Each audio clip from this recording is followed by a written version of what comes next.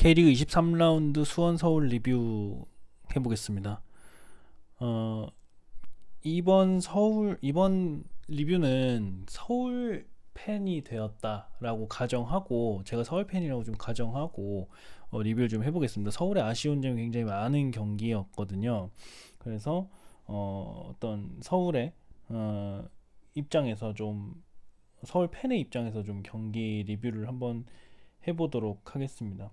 굉장히 사실 아쉬웠던 경기였고, 진짜 서울 팬이라면 정말 너무 좀 진짜 아쉽다라는 생각이 들 정도로 잘 못했던 경기였기 때문에 그런 부분을 좀 담아봤습니다. 여튼 수원이 3대 1로 홈에서 승리를 거둔 상태였죠. 슈퍼매치라고 하기에는 이제는 조금 많이 무색해진 상태가 됐어요. 그 파이널 B로 두 팀이 모두 내려갔기 때문에 이 팀들 같은 경우 사실은 좀 패배가 있었어도 그 파이널 A에서 그 놀았던 팀들이거든요. 근데 이번에 좀 색다르네요.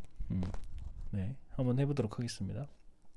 일단 수원은 352 박건하 감독이 이제 들고 나온 그 전술인데, 포메이션인데 이제 3백으로 많이 굳어져 있죠. 굳어진 3백, 양상민, 민상기, 장호익 이렇게 나왔고요.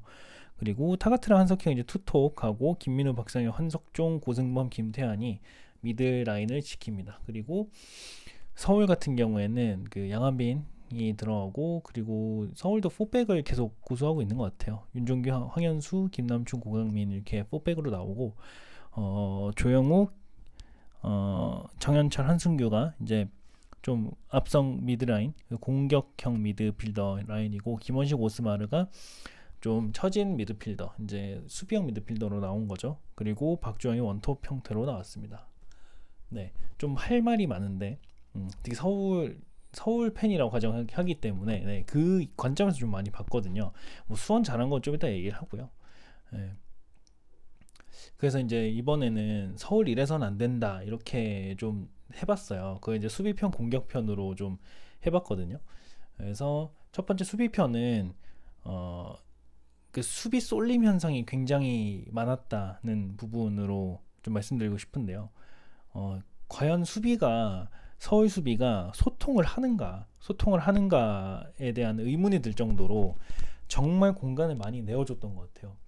와, 이거는 뭐 그냥 침투하세요. 이쪽으로 좀 이쪽으로 들어가세요. 공격하세요. 쭈쭈 이런 느낌으로 되게 수비길 다 열어줬거든요. 이 그림 제가 캡처한 그림에서 보시다시피 지금 수비가 예를 들어서 예를 들어 타가트나 아니면은 한석희가 공을 잡고 이렇게 가고 있다라고 하면은 수비들이 다 들러붙어가지고 몰리는 현상들이 되게 많이 보였거든요. 그래서 뭐 이렇게 공간이 좀 많이 나죠. 그러면 이쪽으로 침투를 한다던가 아니면은 뭐 패스를 준다던가 이런 형태로 좀 많이 수비가 쏠렸다, 공간을 많이 내줬다, 이런 부분들이 많이 보였어요. 이런 부분이 여러 차례 나왔었거든요.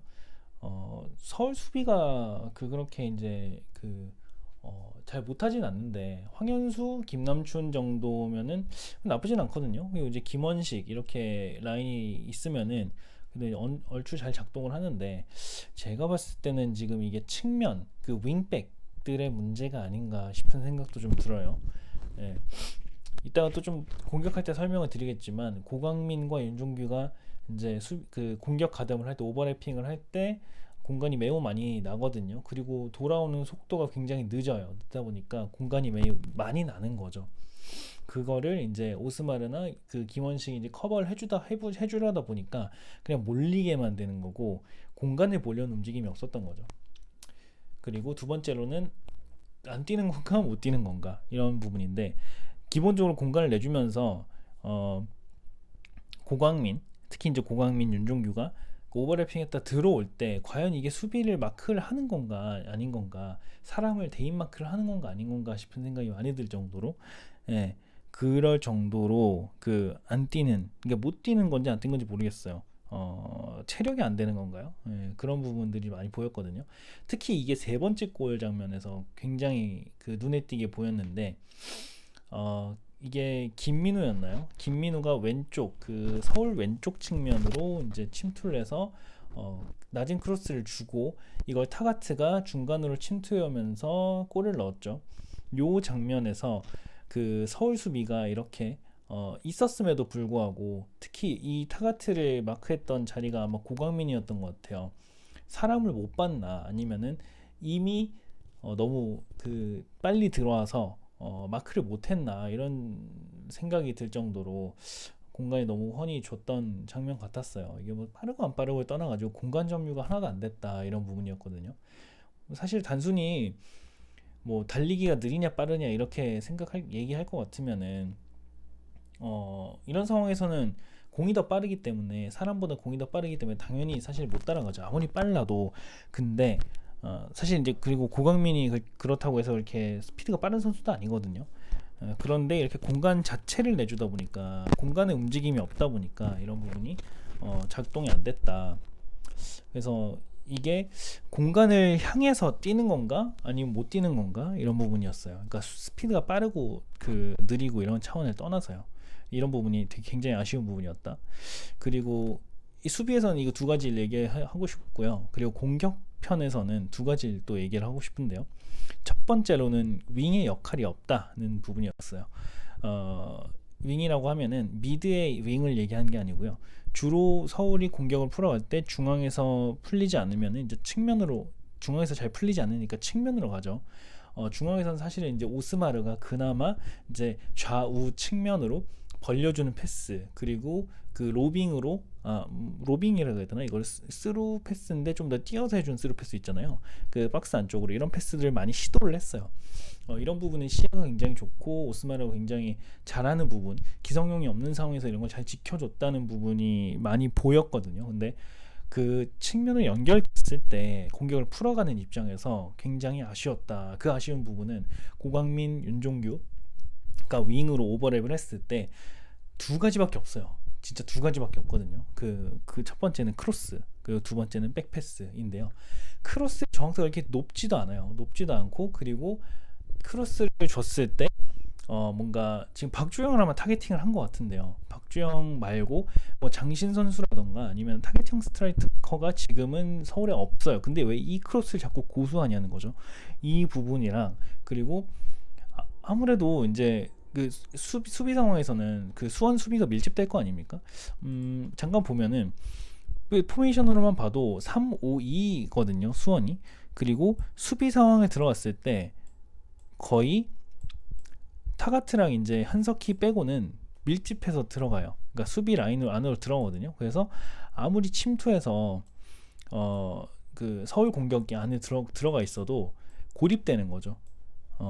이렇게 뭐 고강민이 왔다 또는 윤종규가 왔다 했을 때 해줄 수 있는 옵션이 얼마 없어요. 이 선수들이 움직여서 밖으로 나와서 해주는 방법 이 외에는 없거든요. 그런데 이렇게 크로스하는 방법 아니면은 사실은 이제 백패스인 거죠. 공격이 안 풀리니까 패스 줄 데가 없으니까 당연히 백패스를 하게 되는 거죠. 예. 이 두 가지 옵션밖에 없는 거죠. 근데 측면이 이렇게 안 풀리면은 과연 측면을 계속 그 고수를 해야 되나 이런 생각이 드는 거죠. 그래서 명확한 윙의 역할이 지금 없다인 거예요. 제 얘기는.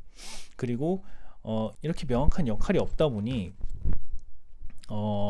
수비 윙이 나갔다가 역습 상황에서 그러니까 수원 삼성의 역습 상황에서 빠르게 치고 나갈 때 빠르게 돌아와서 수비를 커버를 해줘야 되는데 또는 이렇게 패스가 나올 때쯤에 뭔가 수비를 해줘서 뭐 윤종규라든가 고강민이 커버를 딱 해서 끊어주는 역할이라도 해줘야 되는데 그런 부분이 안 보이는 거죠. 그렇다 보니까 과연 이 윙백의 역할은 과연 뭔가 그냥 그 크로스 때려주는 역할인가 크로스 아니면 백패스인가 는 생각이 너무 많이 들더라고요. 그래서 오히려 공간은 내주면서 공격도 안 되는 이런 형태의 의미 없는 역할 이런 거는 차라리 안 하니만 못하다는 생각이 들었던 거죠.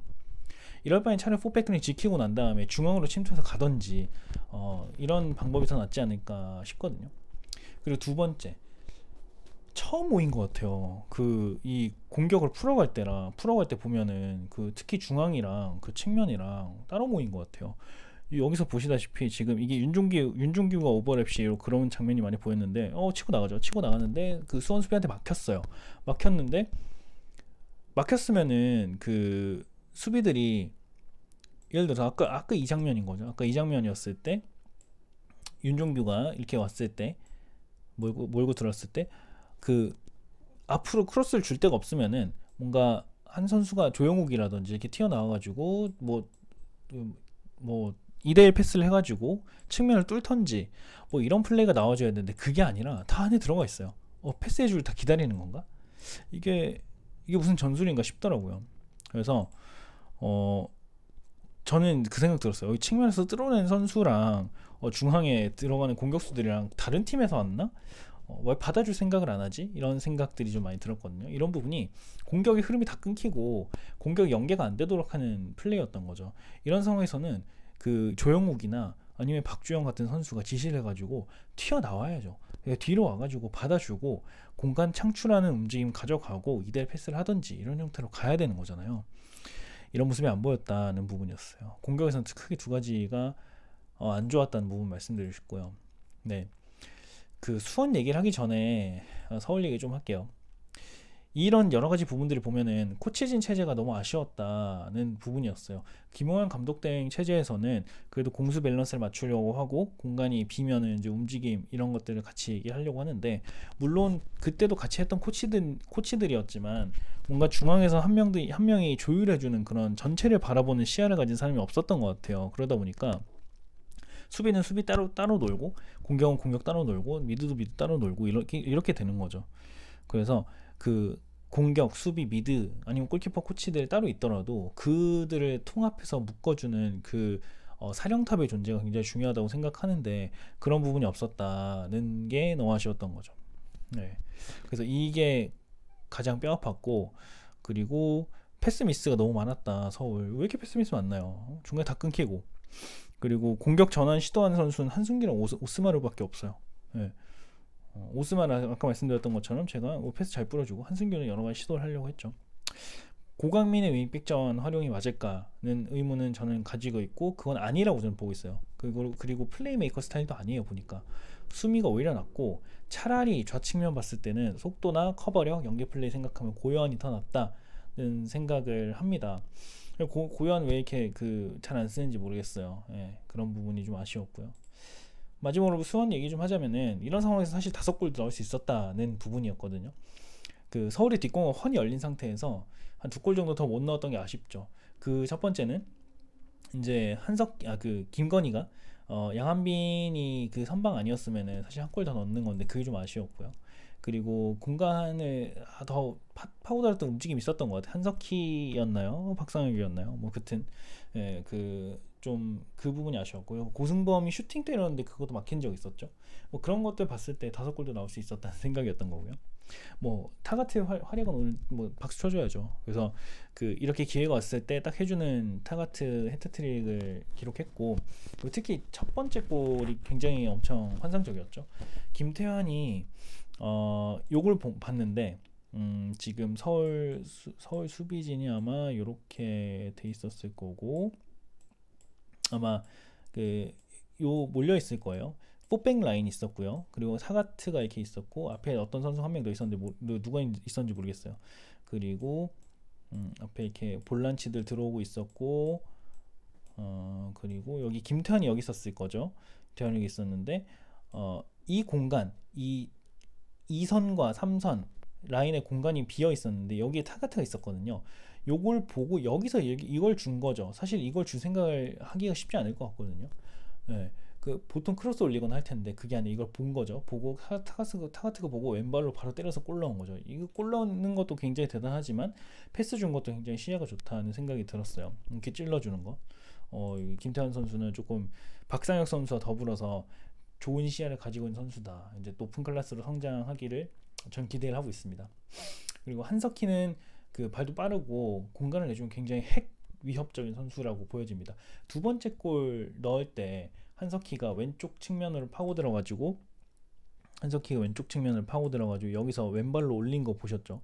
예, 그런 거 봤을 때 그리고 훤히 비어있는 서울의 뒷공간 잘 파고드는 거 보시면은 한석희는 이렇게 공간이 있을 때 굉장히 위협적인 선수다라는 걸 다시 한번 느꼈던 경기였어요.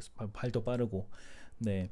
그리고 뭐 추가적으로 고승범이랑 한석종도 능력치가 좋았다. 한석종 선수는 되게 이제 또 홀딩 잘하는 선수 같고, 고승범 선수는 좀 슈팅이나 아니면 이렇게 좀 그 재빠르게 좀 움직여주는 선수, 패스도 좋고 이런 선수인 것 같다는 정도를 일단은 저는 봤습니다. 네, 오늘 이 정도까지 하고, 서울 이렇게 가면은 사실은 이번에 그냥 지금, 네, 보면은 겨우 8위 유지하고 있지만 더 떨어집니다. 이거 이런 형태로 가면은 제가 말씀드렸던 두 가지, 적어도 두 가지 포인트는, 수비의 두 포인트, 공격의 두 포인트, 네 가지 포인트는 적어도 보완이 되어야 될 것 같아요. 제가 서울 팬이었으면 이거 진짜 뭐 현장 가서 봤으면 진짜 뭐 물병 집어 던지고 했을 것 같아요. 이게 뭔가 대체. 네, 뭐 여튼 너무 깐 것 같은데, 그만큼 좀 서울에 너무 아쉬웠다, 이런 좀 보완돼야 될 것 같다는 부분이었어요. 물론 뭐 박주영의 움직임, 그나마 그 코치가 뭐 감독등이 없는 상황에서 박주영이 좀 리딩하려고 하고, 주장이 아닌데도 불구하고 이런 부분들 굉장히 좋았고, 오스마르나 한승규의 어떤 움직임들 좋았거든요. 선수들 다 열심히 뛴 건 아는데 방향성이 맞지 않은 것 같아요. 네, 그래서 이런 부분들은 꼭 보완해야 된다는 부분으로, 네, 생각을 했습니다. 네, 오늘은 여기까지 하도록 하겠습니다.